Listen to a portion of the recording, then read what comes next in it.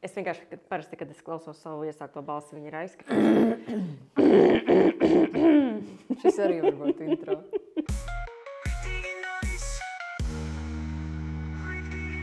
Čau visiem! Šodien mēs tiekamies podkāsta Riktīgi Nice 5. epizodē. Šodien pie mums ciemos ir brīnišķīgā Anastasija Laizāne. Čau! Čau! Man ir liels prieks, ka tu šodien esi šeit Līvānos, šeit jauniešu centrā, kurā es zinu, ka tu esi arī savu roku pielikusi. Bet vispār zinu, ka tu esi jaunatnes darbiniece, aktīviste, Rīgas un Baltijas Praida organizatore, kā izrādās IT speciāliste un vēl daudz kas cits, un arī līvāniete. Bet ar ko tu šobrīd nodarbojies? Droši vien ar visu to, ko tu minēji, bet pirmkārt es gribētu teikt, ka man ir ārkārtīgs prieks būt atpakaļ mājās un Līvānos un runāties ar jauniešiem, kas gan šodien vēl ir priekšā, jo ir tāda interesanta un forša diena, ka mēs iesākam tā ar maziņām sarunām un tad paveramies uz plašāku auditoriju. Ko es daru šobrīd? Ļoti daudz ko. Patiesībā man laikam dzīvē vajadzētu arī mazliet iekāpt tajā, kur es daru mazliet mazāk un paņemu vairāk laika atpūtai. Bet esmu pilna laika aktīvists, esmu pilna laika jaunatnes, es neesmu jaunatnes lietu speciālists, bet jaunatnes darbinieks. Man ir sava biedrība, kurai es esmu līdzdibinātāja arī. Šad tad pafočēju, šad tad pafilmēju, šad tad ierakstu kādu podkāstu, šad tad realizēju vai uzrakstu kādu projektu, braucu ciemos, stāstu, runājos, atbalstu.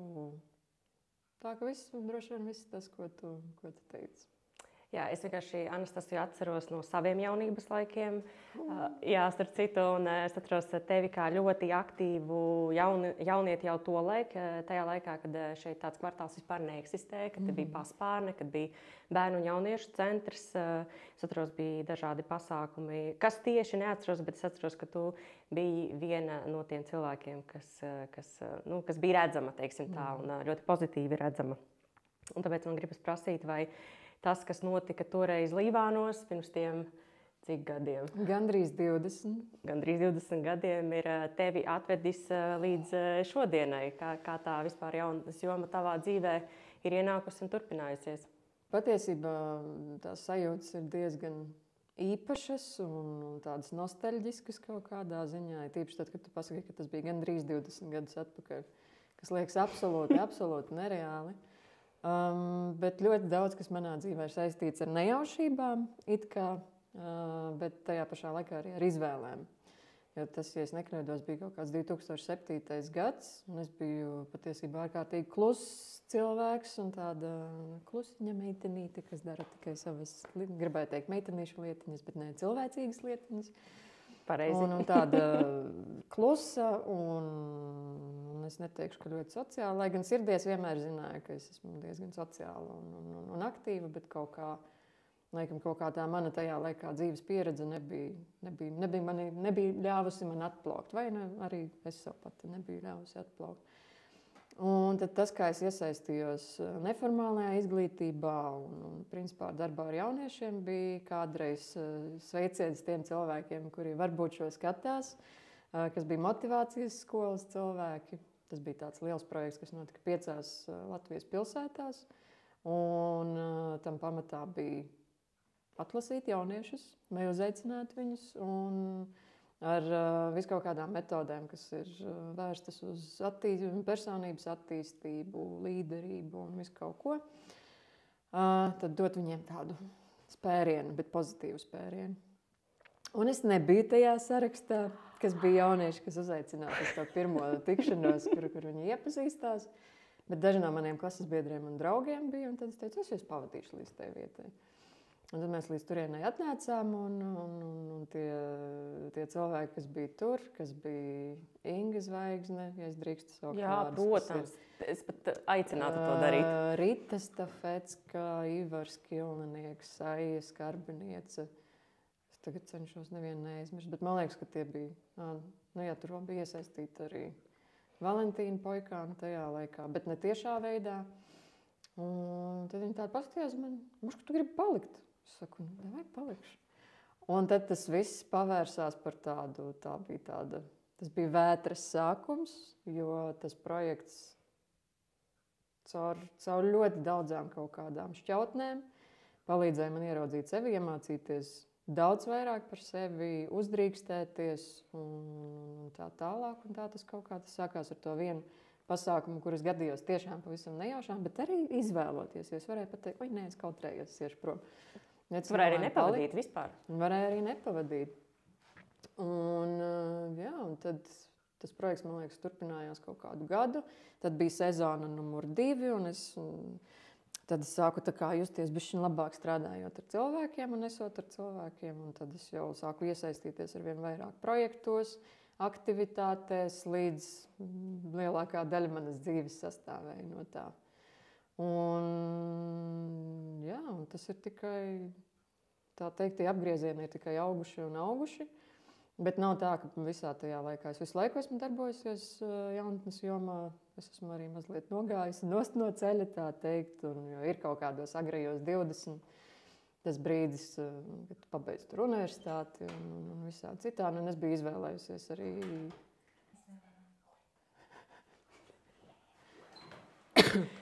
Mums vajag apsardzi. Nē, bet tas ir īsts ieraksts. Tas ir īsts ieraksts. Nu, lūk, jā, un tad es biju atgriezusies. Es patiesībā savu bakalaura darbu rakstīju arī tieši par darbu ar jaunatni Latvijā, lai gan es studēju Dānijā tajā laikā. Un es atgriezos, es domāju, ka ar visām manām zināšanām, pieredzi un ko tur vēl, baigi būs. Bet tā nenotika, tas bija tāds baigais reality checks, un tad uz kaut kādiem kopumā pa visu manu dzīvi 6 gadiem es darbojos IT jomā. Bet tad atkal es sapratu, ka man šitā dzīvē neder, un tad es atgriezos 19. gadā atpakaļ. Tā, ka bija man tāds pārtraukums, man tur bija tādas maziņas iniciatīviņas pa vidu, bet tā, ka manā dzīvē ir bijis daudz darba ar jaunatni un daudz arī darba IT, kuru es nekad neesmu studējis, bet vienkārši sanāk. Bet izklausās, ka tā jaunatnes joma ir tāds kaut kāds tavs dzīves aicinājums, bet ja tu no tā esi novirzījusies, tu esi atnākusi atpakaļ. Kas zina, varbūt vēlreiz kaut kad aiziesi, novirzīsies, atnāks atpakaļ. Jo man liekas, šī ir tā joma, kur dažreiz prasās pauzītes. Es zinu, ka ir tas vidējais 3 gadu rādītājs, kur kā tie darbinieki mēdz aiziet. Un ja tu esi gandrīz 20 gadus... Nē, principā pauzītes ir veselīgas, kas droši vien ir atgādinājums gan man, gan tev, gan visiem citiem, kas varbūt šo klausīsies vai skatīsies.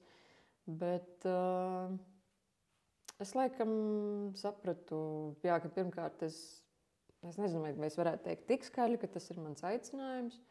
Ja man galvenā motivācija, kāpēc es esmu tajā jomā, ir tāpēc, ka es gribu veidot labāku sabiedrību.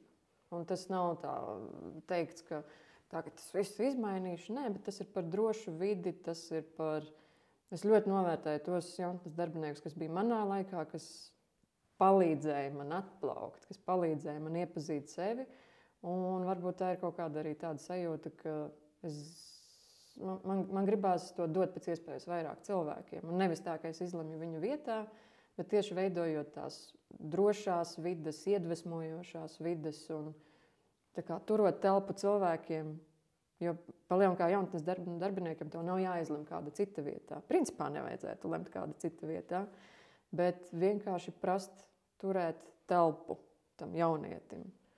Un tas laikam ir tas mans lielākais dzinums, kad nav nekā skaistāka, kā redzēt cilvēkus atplaukam, kā redzēt viņus atrodam vai meklējot sevi. Nav jau tā, ka mēs maģiski atrodam sevi kaut kādā. Un tad viss. Un tad dzīve ir izdevusies un dzīves misija ir izpildīta.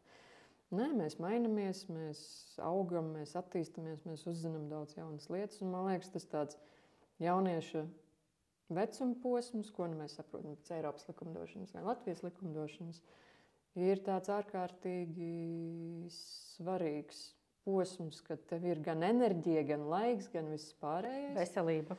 Veselība arī. Tagad mēs varētu sāpošās muguras. Mēs patiesībā cenšamies turēt taisnas muguras.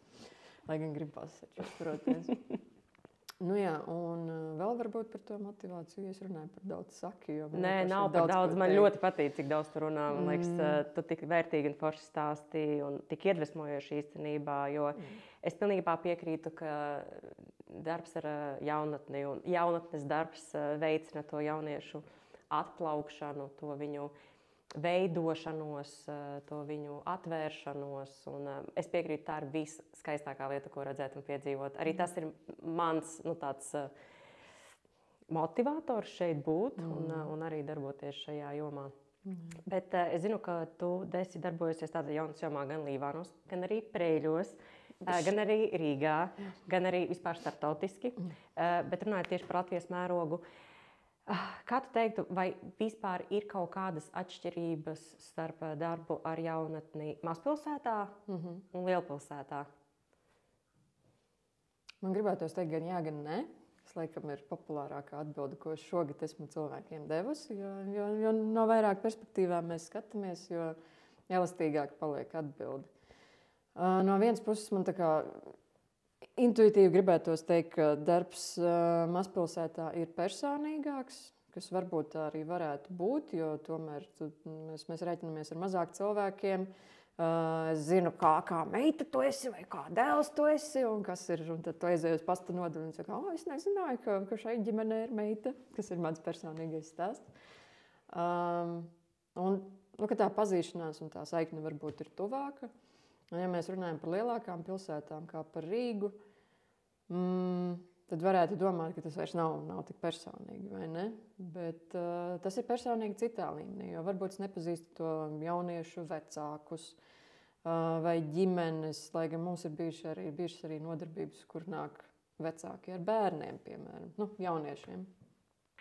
Tā, ka tas ir tāds...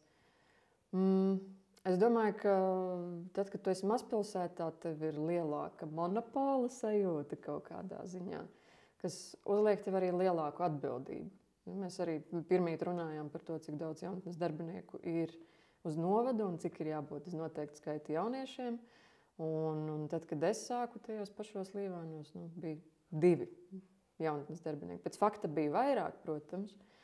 Bet tehniski uz papīra bija 2, un tad uz tiem 2 cilvēku pleciem uzgulstās visi novada jaunieši, vai ne?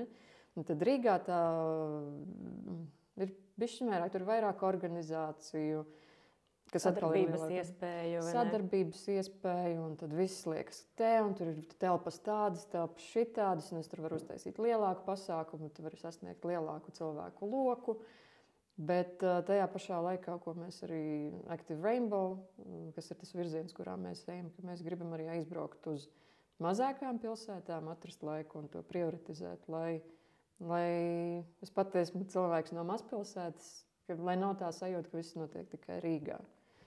Tā kā atšķirības kaut kādas, protams, ir, bet neatkarīgi no tā, vai tu esi no Preļiem, Rudzātiem, Līvāniem, Aglonas vai vēl kaut kur, man attieksme pret tevi nebūs citādāk. Es varbūt pat varēšu vairāk saslēgties ar tavu pieredzi nekā ar cilvēku, kas ir izaudzis Rīgā.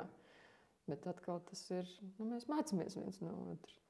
Tā ka ir citādāk un tādā ziņā, ka ir vairāk iespēja, bet izvēlās mūsu. Tā pazīšanās ir ar saviem plusiem un saviem mīnusiem, jo citreiz ir tā situācija, ka tu to cilvēku nemaz neesi iepazinis. Pat varbūt neesi redzējis, bet viņš jau par tevi kaut ko zina, un viņam jau par tevi tos airols bija vienkārši fisks.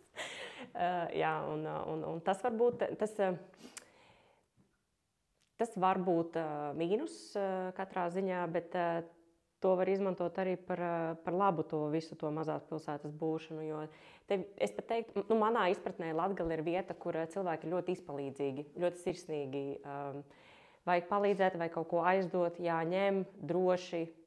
Te nav tāda, savā ziņā ir, protams, kaut kādas lietas, kas saistītas ar sadrumstalotību, bet kopumā es teiktu, tas novads ir tāds, mēs sastrādājamies viens ar otru, un mēs vēl šī gada ietvaros pievelkam arī ļoti daudzus citus no citām pilsētām. Un man liekas, tā ir tāda ļoti forša kopības sajūta, kas rodas, ja tu sastrādājies ar citiem. Latgale mums vienmēr būs īpašāk, jo mēs nākam no Latgales, bet man šķiet arī citos novados. Rīgā vai lielā pilsētā ir vieglāk pazust, kas varbūt gan laba lieta, gan netik laba lieta, bet jā, man atkal gribētos redzēt, jo pēc būtības tā, ka piespiež dzīve, tad mēs, protams, sadarboties, bet mēs atkal atgriežamies pie tā jautājuma par kopienām, principā un globāli, ka tā kaut kāda savstarpējās drošības un uzticēšanās sajūta ir ārkārtīgi svarīga. Un man liekas, tad, kad ir tie brīži, kad tev liekas, ka kāds cits uz ielas tur no blakus kāpņu telpas iespējams zina par tevi vairāk nekā tu pats, kas ir tā realitāte. Varbūt ne tik foršā un ne tik skaistā realitāte. Bet tajā pašā laikā jā, kaut kā gan biedrībā, gan kā cilvēkam man ļoti gribētos kaut kā stiprināt to domu par kopienām. Ja mēs esam tieši tik, cik mēs esam, un Latvijas mērogos, Līvāna mērogā, Latgales mērogā, jebkurš cilvēks ir svarīgs. Un ārpasaulē, vidē ir ļoti daudz lietu, notikumu, ziņu, sociālie tīkli un tā tālāk. Un jautājums, kā mēs to izmantojam, jo šobrīd ir, vismaz es pati pamanu, ir daudz tādu mirkļu un notikumu un ziņu virsraksti, kas mūs ļoti ved tālāk viena no otra. Bet man ir tas ētera laiks, kā man patīk teikt, vai mums kā jaunatnes darbiniekiem, ko mēs varam darīt, vai vienkārši kā sabiedrības locekļi, ko mēs varam darīt, lai viens otram pienāktu tuvāk, jo patiesībā mēs esam līdzīgāki nekā mēs domājam.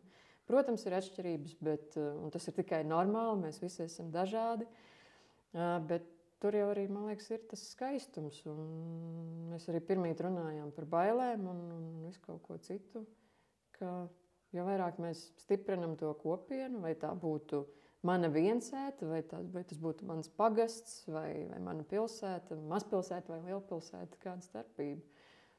Kā mēs kopumā katrs varam līdzdarboties tajā, lai šī ir drošāka, laimīgāka vieta gan man, gan citiem. Un jo vairāk laimīgāki cilvēki, jo vairāk var skaista lieta notikt.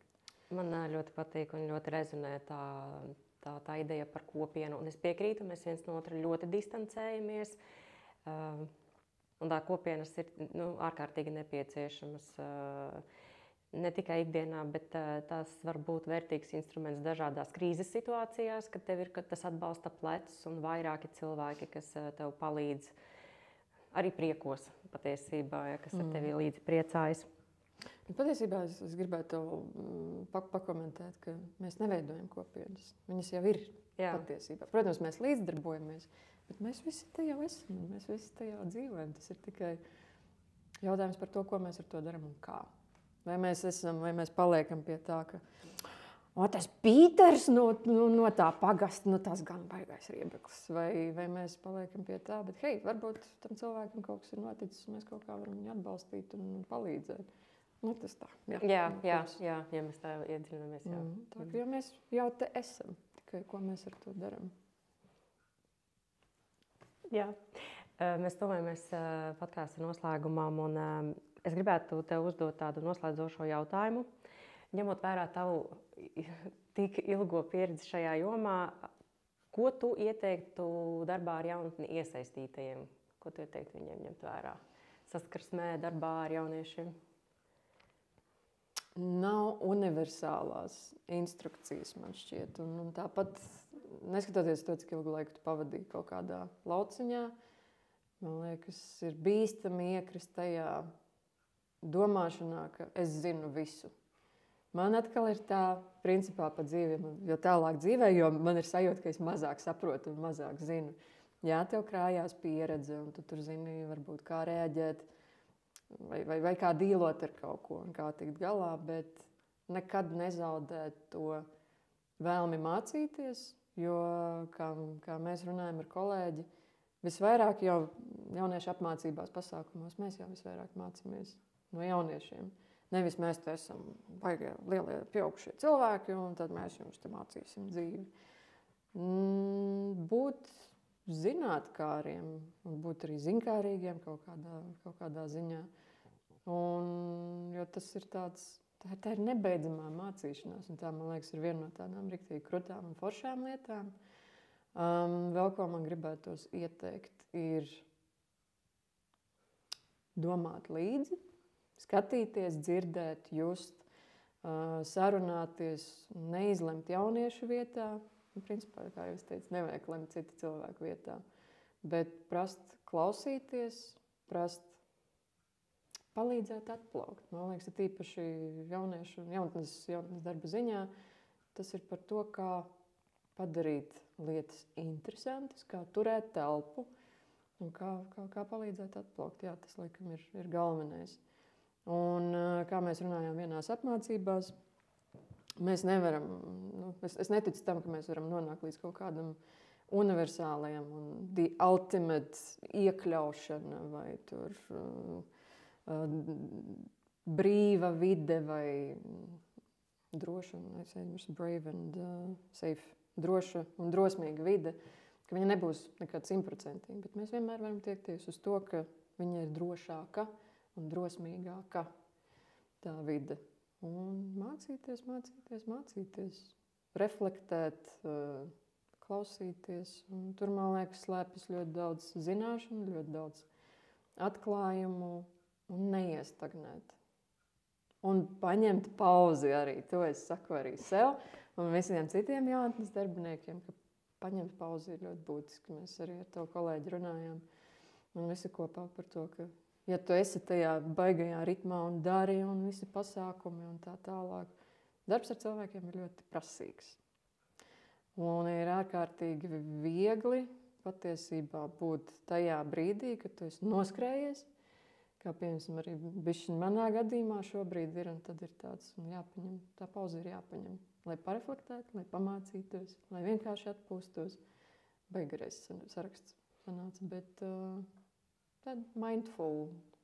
Jā, es klausos, es piekrītu pilnīgi katram vārdam, un daudzas no tām lietām, ko tie teica, ir tik patiesībā vienkāršas un tik vienlaicīgi ģeniālas.